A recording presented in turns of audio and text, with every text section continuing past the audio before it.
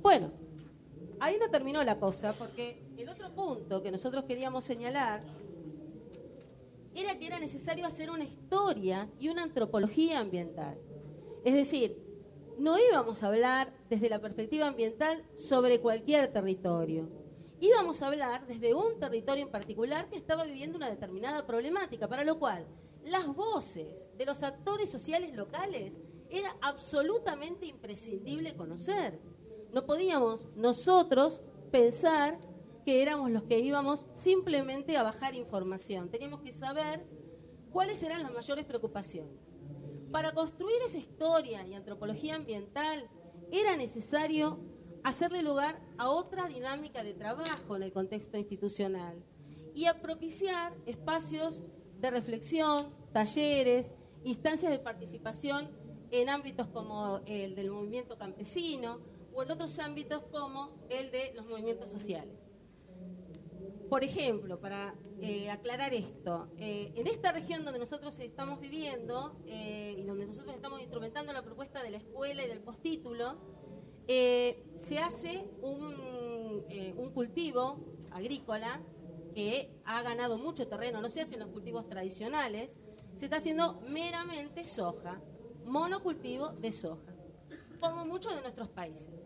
Esto trae aparejado una serie de problemáticas sociales que se desatan en torno a este tema, porque ustedes saben que la soja viene de la mano de un paquete tecnológico que nos venden con productos como la soja transgénica, que antes citaba acá la compañera cuando hablaba de los alimentos transgénicos, y que además viene con un producto que se aplica para que esa soja justamente crezca en mejores condiciones, que se llama glifosato, y ese producto es altamente tóxico, es un agrotóxico, genera graves problemas en la salud de la población, genera lesiones en la piel, incluso es teratógeno.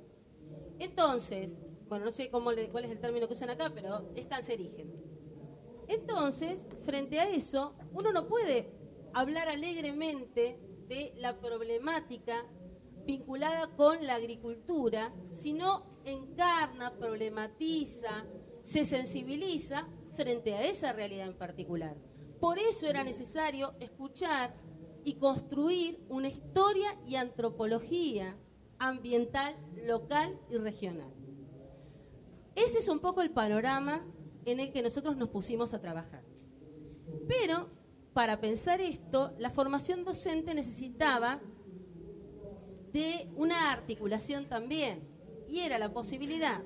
El diseño curricular ha sido modificado a nivel de contenidos en este sentido. Pero además había que pensar en cómo formarnos entre todos. Las instancias de formación, como ustedes veían, horizontalizan las relaciones de poder porque se coordinan talleres, cada uno trae sus propios elementos para trabajar, vamos a los espacios donde se dan los trabajos de los movimientos sociales y en virtud de eso intercambiamos información, trabajamos conceptos como el de soberanía alimentaria, seguridad alimentaria, trabajamos conceptos como el de agroecología.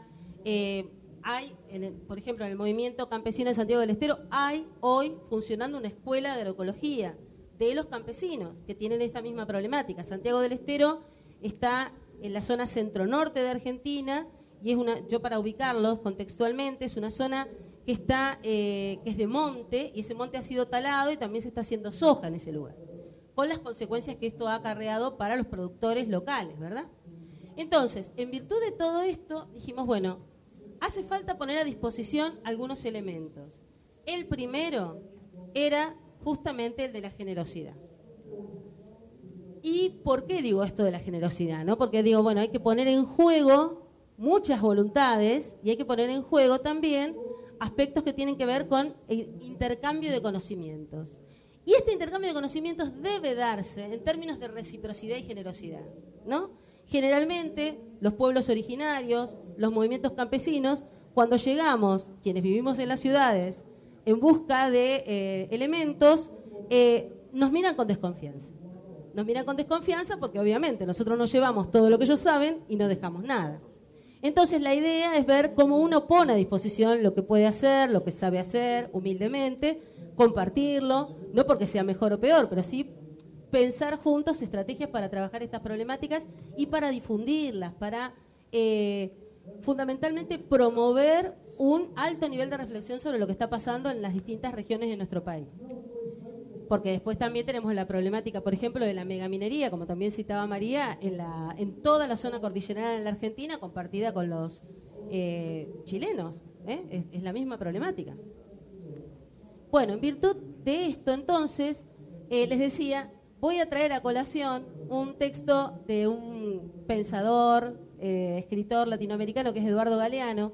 Eduardo Galeano cuenta que a orillas de otro mar, un viejo alfarero se va a retirar, se va a jubilar, decimos nosotros. Y llega la hora del adiós. Llega la hora del adiós y entonces en ese grupo de pueblos originarios del noroeste de América, la costumbre ritual que existe es que el alfarero viejo le entrega al alfarero joven su mejor pieza, su obra maestra. Y está dispuesto a que ese alfarero joven la rompa la vasija, la estrelle contra el piso, la haga 1000 pedacitos para incorporarla a su arcilla. Y cuando hablo de generosidad, justamente hablo de esto, de la posibilidad de pensar que uno va a entregar lo que cree que es lo mejor que tiene y va a recibir lo que el otro cree que es lo mejor que tiene, y en este intercambio no está dispuesto a que esto que entrega cambie, se transforme, se modifique, se haga justamente parte de otra obra, que no es la propia, ¿no? Por eso digo, recomenzar a pensar este sentido de la generosidad. El segundo elemento importante, desde la perspectiva que nosotros pensábamos, tiene que ver, me traje el machete, decimos en la Argentina, tiene que ver con la apertura a nuevas formas de compartir la información. Y en este sentido, yo no sé lo que les pasa a ustedes, pero a mí particularmente me sigue generando una gran emoción escuchar que me cuenten un cuento. No que me hagan un cuento, que es una cosa distinta en mi país, pero sí que me cuenten un cuento. Es decir, que haya un narrador, que haya alguien que vuelva a sentarse junto al fuego para recrear ese instante casi mágico que implica escuchar que una anciana, un anciano, cualquier referente de la comunidad dice, había una vez. O una vez hace mucho tiempo, y uno atentamente, ¿a quién no le ha pasado? Que atentamente empieza a prestar atención.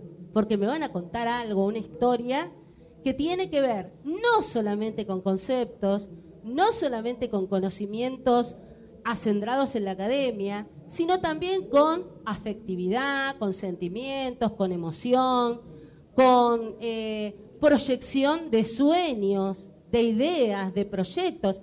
Y eso, ¿a quién no lo seduce? Bueno, eso lo seduce al más pequeñito y al más grande, ¿no? Incluso al más grande, aunque haya pasado hasta por el doctorado, ¿no? Esto quiero decir. Que se sienta más grande porque ha pasado por otra instancia de formación. Esto de sentarnos otra vez alrededor, hacer una ronda y contarnos estas historias, para recuperarlas, para hacer esta historia y antropología ambiental que proponemos. Por otro lado, esto redefine el concepto del compartir ideas y es empezar a pensar a partir de la narración. Yo cito siempre un párrafo que yo tengo buena memoria todavía, que traigo a colación, que es de Carlos Fuentes. Carlos Fuentes, lamentablemente falleció hace muy poquito, un escritor mexicano, decía, la narración disputa el orden de las cosas. El silencio la confirma.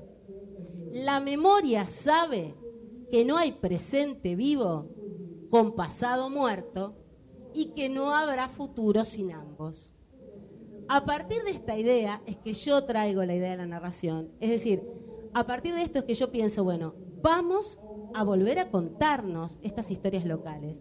Qué importante saber que en mi comunidad, por ejemplo, cuando no se podía, a pesar de que no es un lugar donde hayan quedado pueblos originarios, cuando no se podía sembrar o cosechar en un determinado momento, se hacía una práctica, por ejemplo, la siembra simulada bajo un techo para poder cumplir el ritual de hacerlo en la fecha que estaba convenida y establecida de antemano, aunque estuviera lloviendo.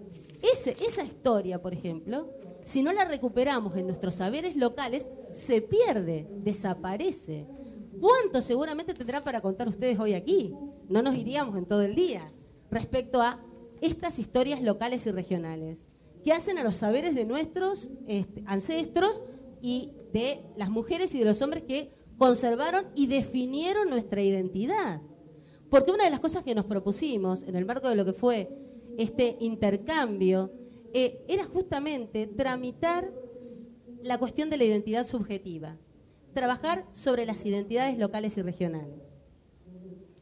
Bueno, y otra cosa más que yo quería compartir con ustedes tiene que ver con que legitimamos distintos recursos. Es decir,